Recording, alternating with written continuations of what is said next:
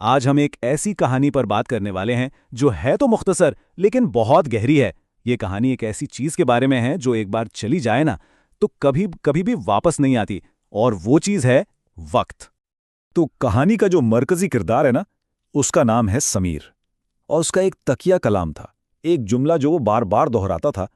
और सच पूछें तो शायद हम में से बहुत से लोग भी दोहराते हैं, कल कर लेंगे, अभी तो बहुत टाइम है ना? जरा सोचें तो ये सोच हमारी जिंदगियों में कितनी कितनी आम हो चुकी है। तो चलें इसी सोच को थोड़ा और खोजते हैं।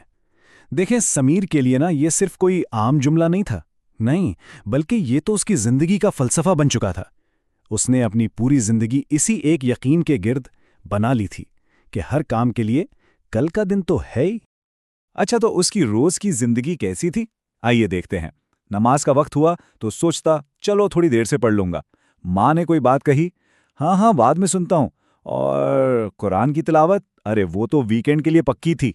समझ रहे हैं, ये छोटे छोटे काम जो वो टालता रहता था, यही उसकी आदत बन गए थे। उसे लगता था कि वक्त तो जैसे एक ना खत्म होने वाला समंदर है। और आजकल का जो दौर है, उसने तो उसके वहम को और भी पक्का कर दिया था। मतलब फोन की स्क्रीन पर घंटों गुजर जाते थे और पता भी नहीं चलता था। लेकिन दिल में एक तसल्ली रहती थी कि अरे जिंदगी बहुत लंबी है, हर काम के लिए अभी बहुत वक्त पड़ा है। लेकिन फिर एक दिन कुछ ऐसा हुआ जिसने समीर की इस आरामदेह, इस ख्याली दुनिया को जड़ से हिला दिया। एक ऐसी हकीकत सामने आ खड़ी हुई जिससे कोई भी नहीं भाग सकता। सोचें, एक शाम वो अपनी ही दुनिया में मगन था कि अचानक मोहल्ले से एक जनाजा उठा। आप जानते हैं, रोज की भागदौड़ में ये एकदम से ब्रेक लगने जैसा था। हकीकत का एक ऐसा लम्हा जो किसी भी वक्त कहीं भी किसी के भी सामने आ सकता है। वहां का जो माहौल था ना, बहुत बहुत भारी था। लोग बिल्कुल खामोश थे। कुछ लोगों की आंखों में आंसू थे और कुछ बस बेहिस्सो हरकत जमीन को घुरे जा रहे थे।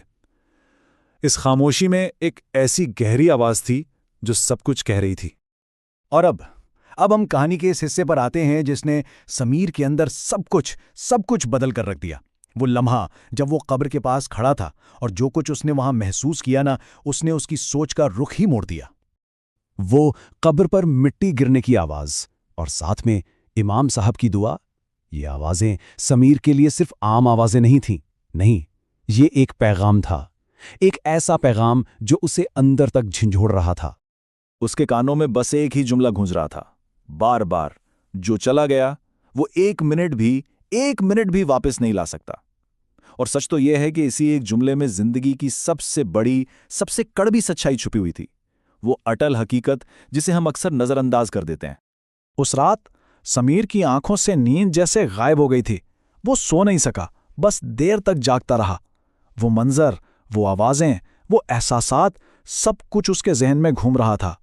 यूं समझ लें कि उसकी पूरी जिंदगी एक फिल्म की तरह उसकी आंखों के सामने चल रही थी। और फिर इसी सोच में डूबे हुए उसने खुद से वो एक सवाल किया, वो सवाल जो सब कुछ बदल देता है। उसने पूछा, क्या होगा अगर मुझे भी कल का मौका ना मिला तो? बस यही वो सवाल था जिसने उसकी गफलत के सारे पर्दे एक झटके में हटा दिए। और इसी एक सवाल ने उसके अंदर एक इनकिलाब बर्पा कर दिया। एक ऐसी तब्दीली का आगाज हुआ जिसने उसकी अगली सुबह को एक बिल्कुल नई शुरुआत में बदल दिया। फिर जब सुबह हुई ना, तो उसके काम उसकी बदली हुई सोच का सबूत दे रहे थे। सबसे पहला काम उसने क्या किया, अपना मोबाइल उठाकर एक तरफ रख दिया। फिर उठा, वुजू किया और अपनी जिंदगी में शायद पहली बार फजर की नमाज ठीक वक्त पर अदा की। ये देखने में तो छोटे छोटे कदम थे, लेकिन असल में ये बहुत बड़े, बहुत फैसलाकुन कदम थे। नमाज के बाद वो सीधा अपनी माँ के पास जाकर बैठ गया। उनका हाथ अपने हाथ में लिया, कुरान खोलकर बैठ गया। यानी उसने वो सब काम किए जिन्हें वो हमेशा कल पर टालता आया था। आज उसे इन छोटे छोटे लम्हों की कद्र समझ आ रही थी। और उसके दिल से बस एक ही दुआ निकली, या अल्लाह, ये जो वक्त तूने मुझे दिया है ना, मैं अब इससे ज़ाया नहीं करना चाहता।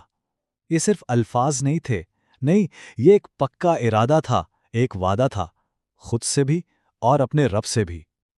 तो समीर की इस पूरी कहानी का असल सबक क्या है? हम उससे क्या सीख सकते हैं? इसका जो निचोड़ है ना, वो इसी एक सच्चाई में है जो समीर ने अपने तजर्बे से सीखी।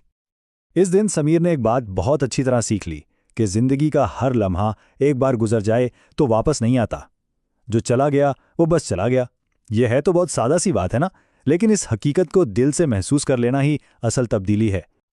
और इसीलिए इस कहानी का जो आखिरी पैगाम है वो हम सबके लिए है। वक्त की कद्र करना सीखो जब तक ये सांस चल रही है। ये बस एक याद दहानी है कि असल सवाल ये नहीं है कि हमारे पास कितना वक्त बचा है। नहीं, असल सवाल तो ये है कि जो वक्त हमारे पास है हम उसे इस्तेमाल कैसे कर रहे हैं।